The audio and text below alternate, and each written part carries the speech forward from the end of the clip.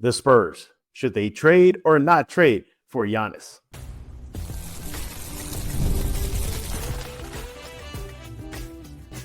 You are Locked On Spurs, your daily San Antonio Spurs podcast, part of the Locked On Podcast Network. Your team every day. Happy Monday. Welcome back to Locked On Spurs right here on the Locked On NBA Network. I'm your host, Jeff Garcia, Spurs writer for intensifies San Antonio. Hope you had a great weekend, and we welcome you back to your only spot for all things San Antonio Spurs, Locked On Spurs.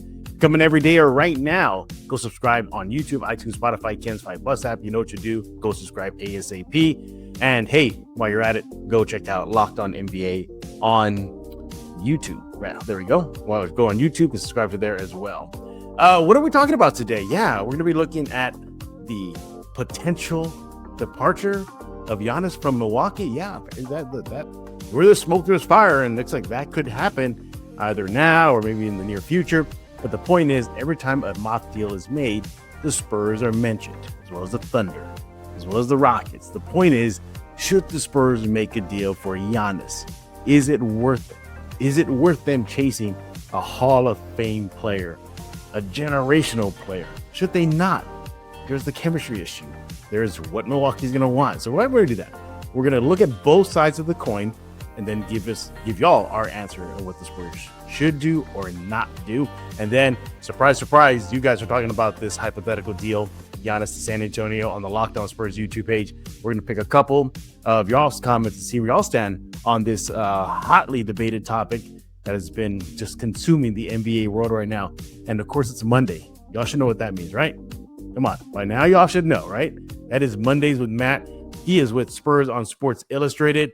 He is back after taking kind of a break from Monday, I guess, but not really, because he was still there last week. But anyway, you're back in your rightful day, Matt. Welcome back. That's right. Thank you for having me. Yeah, a little bit busy this past week, but we're back on track. Back on track. Yeah. Again, he is with Spurs on Sports Illustrated. Make sure to follow him on X at MattGZMAN. Maybe he'll throw on his cowboy hat later. Maybe. You have it with you? I have it downstairs this time because I had to make the I was traveling. Oh, that's right. With me. Traveler. We'll save it for another day, everybody. Save it. He wants to. Yeah. He basically Keldon. Yeah, got inspiration from Matt. Not kidding. That's where he got this Western inspiration. But anyway, Matt. Think everybody's been. If you have been living under a rock, and you shouldn't have, but I think everybody by now knows what's going on in Milwaukee. Rumblings that Giannis Antetokounmpo will be leaving or wants to trade out.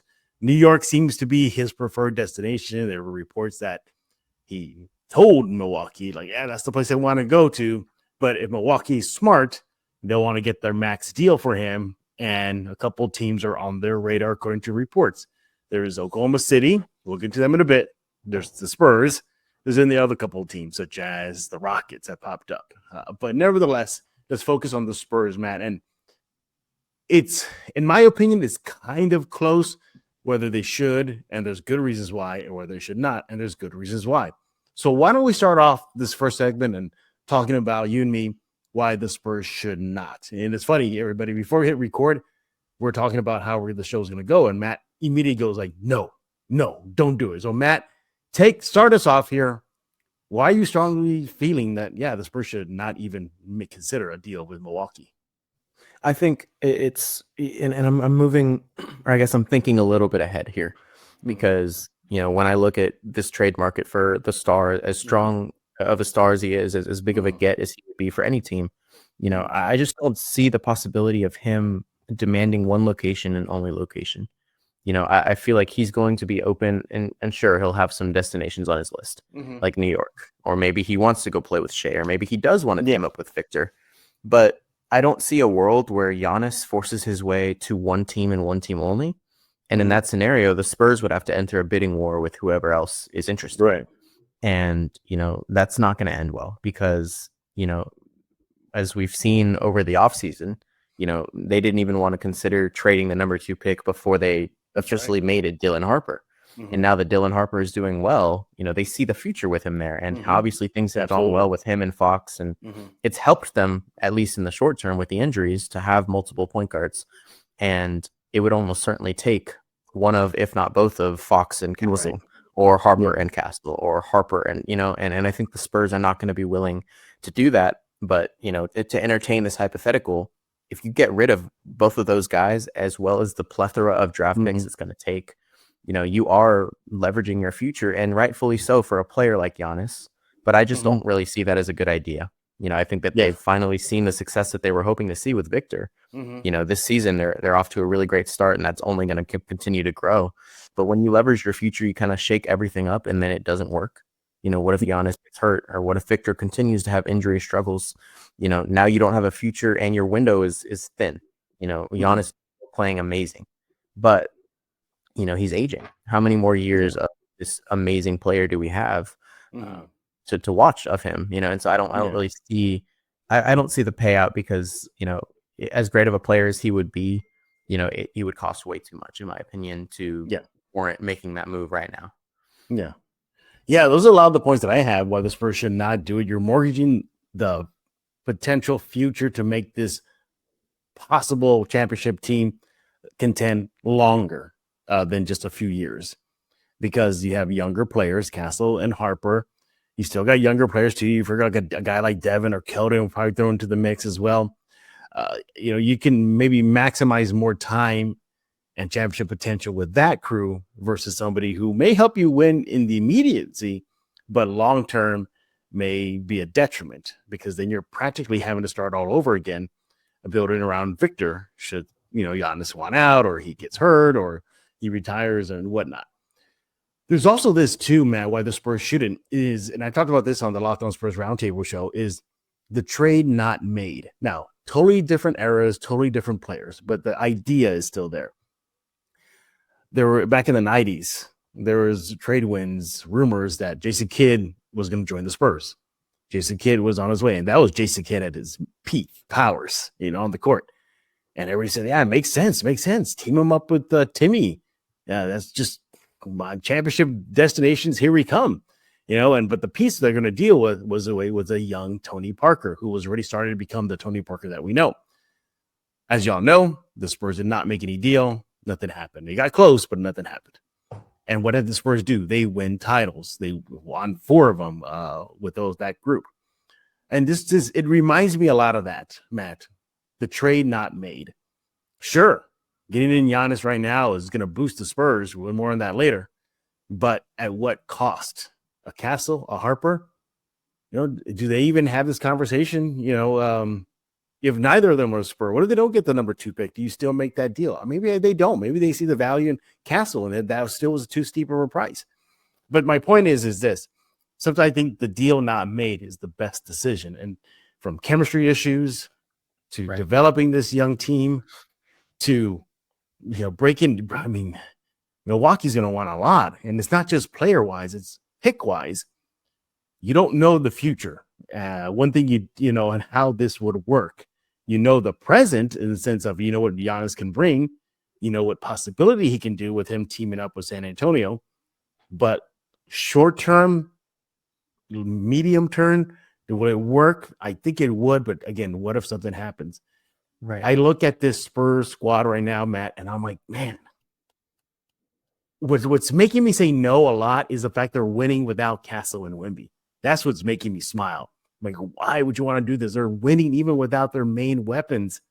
And now you're going to bring in a guy who, yes, he's all world, but a lot of that good vibes, that good chemistry is going to be out the window. What do you think?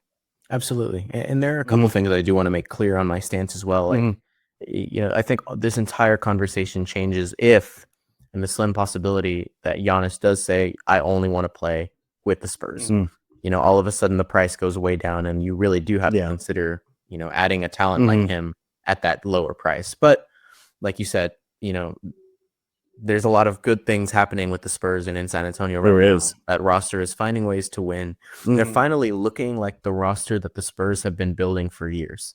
And, that goes to say a lot that, these players are getting older. Some of the younger guys are maturing and finding their groove. But at the same time, if you're the Spurs and you spend 2-3 years building something that you think is going to work, and then it starts working, you personally, like if I'm the Spurs, selfishly, I don't want to mess that up. I want to show everyone, look, here's the proof of what we've been doing. And at the same time, I think the other thing I wanted to touch on is, say they do want to go for Giannis, right? And maybe they do avoid getting rid of both Castle and Harper. They only get rid of one of them, and they send Fox away. Mm-hmm. What kind of precedent is it setting for players who want to go play with the Spurs, right? Because just this past season in February, Fox said, I want to go play with the Spurs. Mm-hmm. I love that franchise. I want to see what that's like. He shows up, he does well, they extend him, and then they ship him off on the first chance that they have. What other star is going to want to join San Antonio if you know that they're just going to be shipped off for the next available guy? And I think it's a lot of things that the Spurs just aren't normal. They don't normally do. That's not the way they operate. And I think that that's part of my reasoning too, is like, I just don't see a world where they would do something like that. And this kind of follows what you're saying right now is what have we been hearing for the last few years leading up to this successful season so far is we don't skip steps. We don't skip steps. Getting Giannis would not only just skip steps, they would just do a Superman leap over the Alamo. I mean, that's what it would be. And look, I think if you're a GM of any NBA team, you'd be stupid not to consider it. And I don't think the Spurs are sitting idly behind and not picking up the phone and talking to Milwaukee. That's what Brian Wright's getting paid for, to do exactly that. But again, Milwaukee's going to want a haul, and they have every right to. They're in the power position right now. They are. If these reports are true that Giannis seemingly wants his way out of Milwaukee already, then they hold all the cards right now. But you're right about if Giannis says, I just want to go to San Antonio, then the price goes down. Then maybe they can talk some business. But just overall, the short term may work, but the long term, I feel like you might have more success long term without making the deal and keeping this team as best you can intact.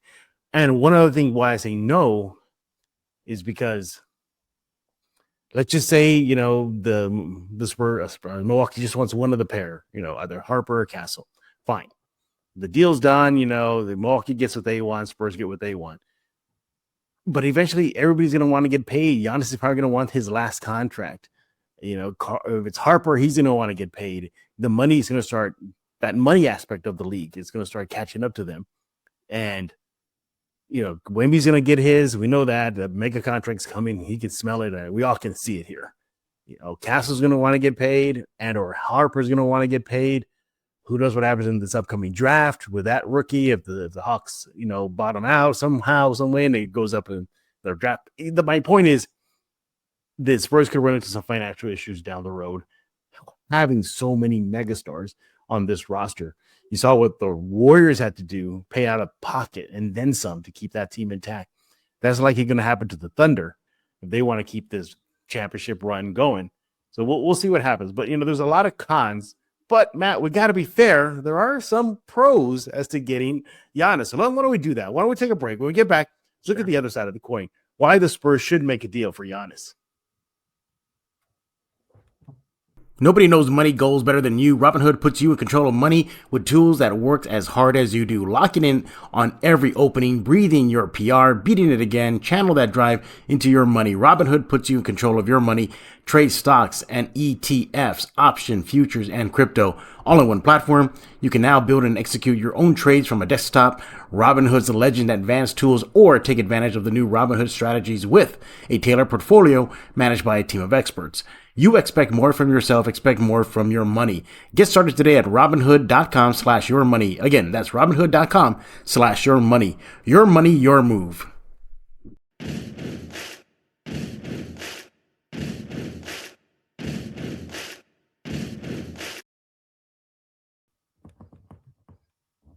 One thing that Locked On Spurs didn't do, we didn't deal away Matt Guzman. We did not deal away. Yeah. I wanted a high price. I wanted 7 first-round picks unprotected. Oh, wow. Yeah. Thank you. I appreciate it. I'm glad to be made untouchable. He is Matt Guzman with Spurs on Sports Illustrated. Follow my next at Matt GZMAN. We are talking about the hypothetical. Should the Spurs make a deal for Giannis? And we all know what's going on in the league right now. That's the chatter right now. Giannis potential to leaving Milwaukee, according to some rumblings and rumors. And San Antonio keeps on getting popped up in any type of trade scenario as one of the stronger candidates to landing that generational player. So we kind of looked at the cons. Look at the pros, and yeah, there are pros. And the first biggest pro is you get a title likely. You get a title maybe not this season, but you're definitely getting one very, very soon. And guess what? OKC is no longer the big boys in the West anymore. The Spurs are. The Spurs become that instant challenger to OKC's dominance. The Spurs make OKC sweat. Not just OKC, the rest of the field, from the Lakers to the Rockets, the Minnesota Timberwolves. The Spurs become that big dog in the block, and now we got a great healthy rivalry in the West. Giannis, Wemby, Chet, Shea. I mean, it writes itself, but it's must see TV. Another pro is that, how often do you get a generational player to come and wear silver and black? You're going to pair two generational players together, Wemby and Giannis. Who's going to score on them? Tell me that. I don't know how you're going to defend. I mean, seriously, how are you going to defend that? How are you going to defend that? How are you going to score on that? It's insane. The short term would be wonderful, wouldn't it, Matt? Absolutely. And yes, it would be. I think anyone would be remiss to not mention that, to not bring up the fact that we're talking about Giannis Antetokounmpo, and I think that's something that the Spurs, I'm sure the Spurs would love. And I'm sure Victor would love to play next to Giannis, and I think absolutely, for good reason. Like you mentioned, that the defensive end would skyrocket. And, offensively, he's capable of putting up 35 points or 40 points if he needs to, so now you've got two dudes that are just almost unstoppable near the rim, as Victor has proven he can be, and Giannis has already become and been, it's one of those things that you just can't really, it's hard to put into words, how powerful that team would become, adding a player like that. It's almost like adding Luka Doncic to the Lakers, if they Anthony Davis, it's one of those things. And so I think, yes, I mean, there are obvious pros to this situation. Yeah. There's a reason that the Spurs should, at least inquire or at least monitor the situation. Maybe not make offers, but at least inquire and see what's going on over there. Because, if you can find the right price that you're happy with and you add a player like that in its place, that's crazy. That's something that you absolutely have to look at. It is. And also, too, the draft picks. Spurs got a war chest full of them. You got to use them somehow. You got to use it. What better way to invest those picks than get in a guy like Giannis in silver and black? I mean, they got the money, they got the picks, they got the players, they got the megastar that will make Giannis happy to be playing with. I mean, the list goes on why the Spurs should do it. Another reason why the Spurs should do it too is, it'll help transform San Antonio into a destination team for other players that want out. We saw that with Fox, and just even free agents. The Spurs would probably get the pick of the litter. They probably would. I mean, what free agent would not want to play with these two guys on the same court? I mean, what guy that's chasing a ring right now that's in their prime and they feel like they can't get it yet, but going to San Antonio, playing with these two guys you see on your screen? The Spurs would just vault themselves as a must-play destination for potential free agents, to players that want out, et cetera, et cetera. Again, I don't blame the Spurs if they were to make a deal. If we're talking about the pro side, I would understand. You get Wemby a title right now. You get that 6 banner up there. You bring the championship vibes to San Antonio in the short term. We were discussing the long term, but at least in the immediate future, that would happen. Here's another thing too, man. I want to get your thoughts on this. Is pairing Wemby and Giannis together on the court, don't you think that would kind of free them up, like big time? Like, what do we know? We know Wemby loves to play off of the perimeter, face up basket, dribble drive, all that stuff. Wemby will get to do that. Giannis, would love to play in the paint. We see that's where he's most effective. We know he's not a great perimeter shooter. Wemby's far better than him. He loves to dribble drive attack. Why not let Giannis do his thing at the rim near the paint and let Wemby kind of roam out top and try doing it? But he needs to. He can go in the paint as well. What about the X's and O's aspect of this? Yeah, I think it would work because, Giannis is a guy that really wants the ball in his hands. Can obviously get downhill very quickly, very powerfully. Oh, yeah. And Victor, obviously he can, and he likes to operate, down he likes to start at the post and find his way to the rim with his footwork. Whereas Giannis kind of bullies his way down there. So if you pair the two of them together, players are going to be so focused on stopping Giannis's inevitable drive to the basket which allows Victor, if he does continue to work on that 3-point shot, to be open at the 3 line. I don't I don't see any other player working as well as, I guess I don't see any other player that could allow Victor to become a spot up shooter from 3, because players are going to be, collapsing in on Giannis as he goes inward. On defense, it obviously works. Both guys can defend the rim. Both guys can defend outside. If you can have, I think we talk about the point guard aspect a lot, right? All the point guards feel a lot more aggressive. They feel safe knowing that Victor's behind them. What are you going to do as a point guard if you have Victor guarding you up front and Giannis waiting for you back behind the rim, or vice versa? So I think they do complement each other, because they have different. They both score a lot, but they have different means of doing so. Like you said, Giannis can't shoot, but Victor has proven that he wants to be a shooter. He wants that to be part of his arsenal. So I think it would work. When you're focused on covering one guy one way, you're going to have to deal with the other guy the other way, and they're both equally effective. So I think it's one of those things that it really is a good pairing. I think it does fit the two of them well. Obviously, it doesn't add shooting, but if you're dealing with Giannis, and you're probably going to lean a little bit away from shooting. Yeah, exactly.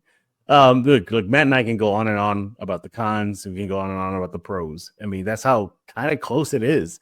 If we were to wake up tomorrow morning, Matt, and it's out there already. It's being reported that deal's done. He's coming to San Antonio. If it's not too steep, maybe not both Harper Castle, but one of them. Obviously, the picks are going to be involved. Obviously, some of the other quality young players are going to be involved. Vassell, Sohan, Keldon, maybe. I would be okay with it, if it's not too steep. You're not mortgaging completely the future. But if they were to say no, I would understand that too, because you are going to mortgage the future. You are going to have to bend to what Milwaukee wants. You're going to have to do it. And then you look at it as well, Matt. You're like, well, there's only one ball. Wemby kind of has shown that he can share the ball, that he doesn't need his touches. He's been vocal about that. He said he feels more success seeing his teammates get success. And we've seen games where, he's Wemby and he scores his 15, 20 points on those times. We're thinking, wow, Wemby wasn't really himself. But you look, all the other players contributed. What we haven't seen, I don't think we've ever seen Giannis play with another megastar, nor have we seen Wemby, so that's still kind of cloudy. Like, how would that work? It's like so down the middle, but Matt, if I had to say it, man, I say no. I'd say Spurs, don't do it. Don't do it. Here's a guy, Giannis, that seemingly got hurt in the last game, although that looked kind of weird the way he fell. Like, oh, my leg hurts. I'm going to fall to the ground now. But nevertheless, that's an injury right there. He's aged. I mean, he's still playing at a high level. No doubt about that. No doubt about that. But his shelf life is going to be shorter for sure.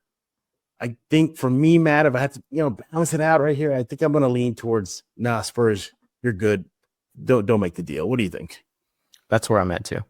And like we're talking about, this guy would be an incredible addition, talent-wise. Obviously that, like you said, that's a likely bid for a championship right away.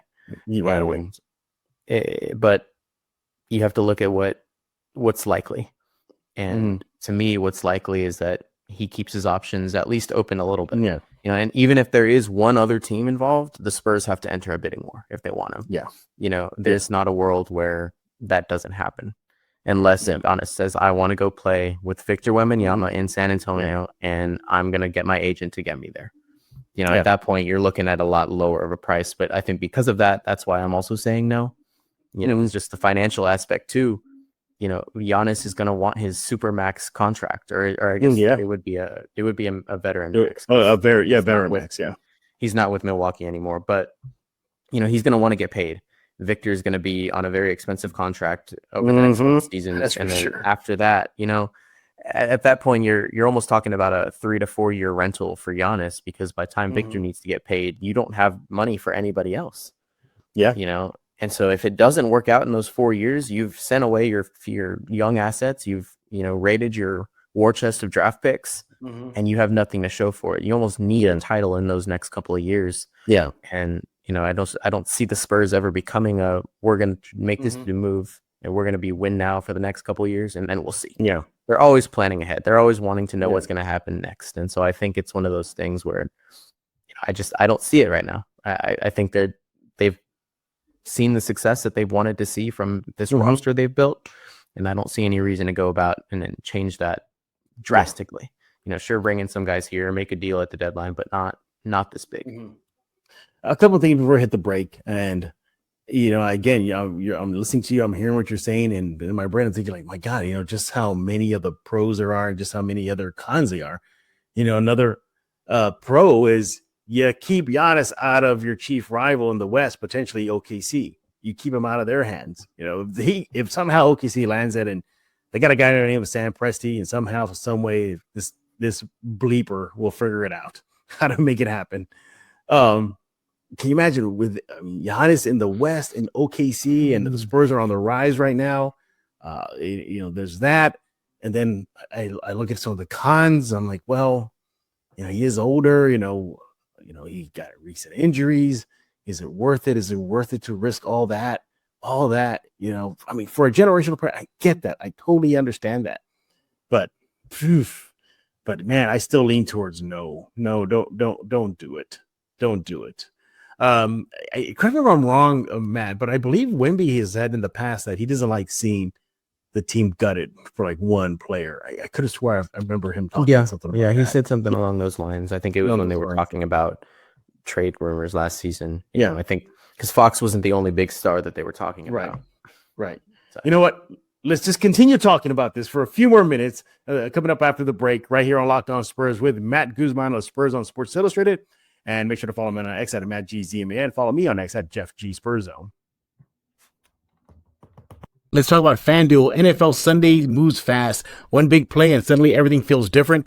And that's what makes live betting with FanDuel so exciting. You're not just watching the game, you're reacting to it in real time. With FanDuel, you can place bets as the action unfolds, every drive, every momentum swing, every highlight moment. Live betting is the best way when the game starts to shift. A receiver gets hot, defense tightens, and momentum flips after a turnover. FanDuel lets you jump into the moment. Live spreads, money lines adjust instantly. Player props update as guys heat up. You can bet the next touchdown scorer, drive results, totals, and more. It keeps you locked into every snap, every drive, every possibility. So if you want to be in the middle of the action this season, visit FanDuel.com and place your NFL live bets all season long. FanDuel, the game moves fast, and so can you.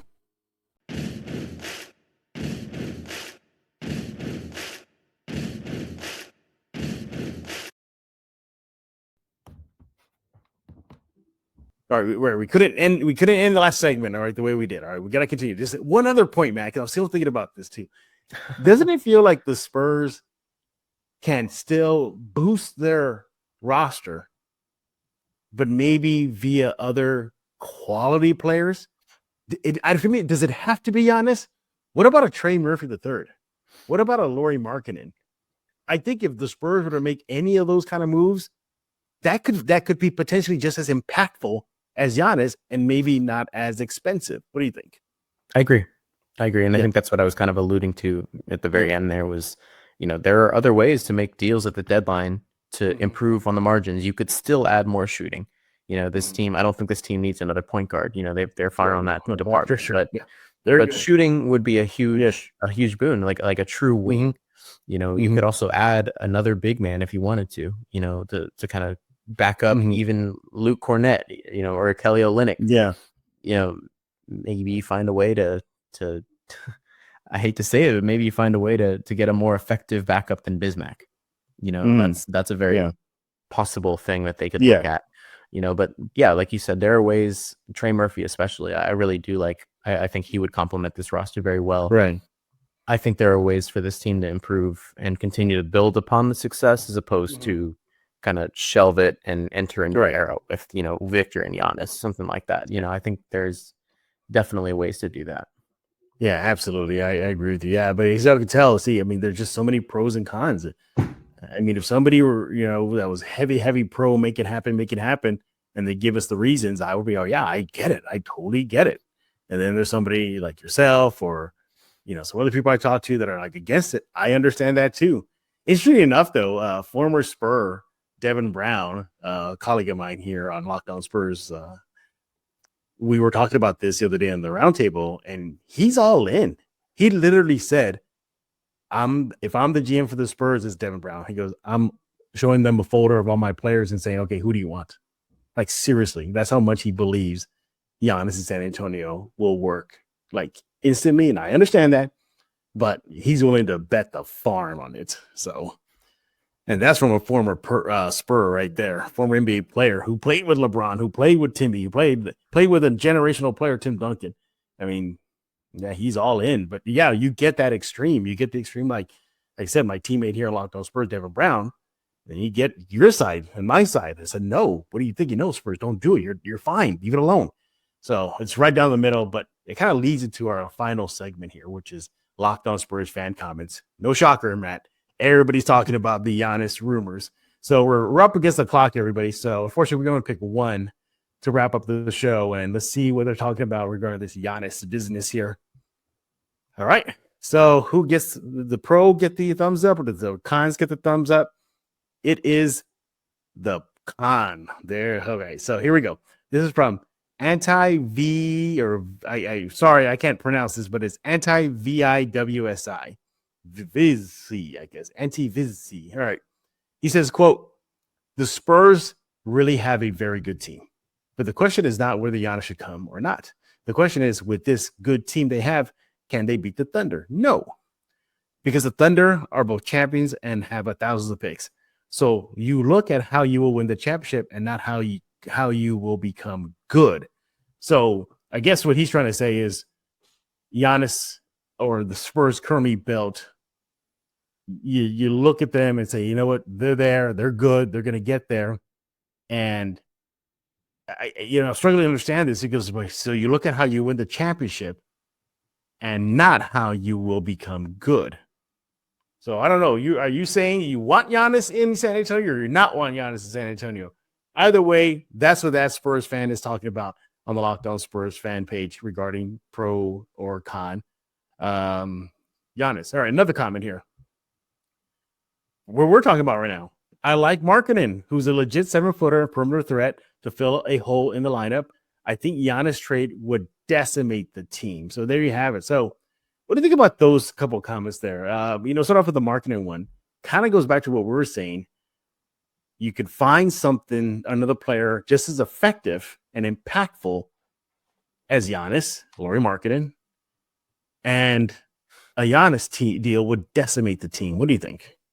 Yeah, I think I agree. And obviously, I think Lauri's stock has kind of taken a fall as of late. It hasn't, he hasn't been playing like the level he was, a couple off seasons ago when they were ready to, pair him with Victor. I remember that being a huge deal. I just think that, to the second point, that's where I'm at too. It just you have to look ahead and consider the fact that Giannis is unlikely to say, I only want San Antonio. And I'd even go as far as to say that the Spurs need to get him on the team if he does say, I only want the Spurs. Oh, for sure. But, you're absolutely right. But that's not going to happen. So you're right. Or this comment is right. The trade as it currently stands would decimate the team. It would need one of Castle, Harper, or Fox, if not two of those guys, and Devin or Jeremy, or maybe Keldon, and picks. And so it's such a big deal. And so I think when you look at guys like Lauri Markkanen or Trey Murphy, they're much more attainable. You can be okay with shipping away a couple role players, a couple first-round picks for a guy that could really, really benefit you while keeping your core intact. And, I think that's something to consider too, is, what are other ways that this team, instead of just focusing on, hey, no, don't do Giannis, please don't do Giannis, or yes, do Giannis. Yeah. Let's find other ways that the Spurs could make deals, or other areas that need to be addressed. Yeah, exactly. Yeah. And there's plenty of ways the Spurs can do that. If nothing ever happens with Giannis, they can still improve their roster, even via draft. They can still package those picks, maybe move up, get a young stud, and bring him in San Antonio.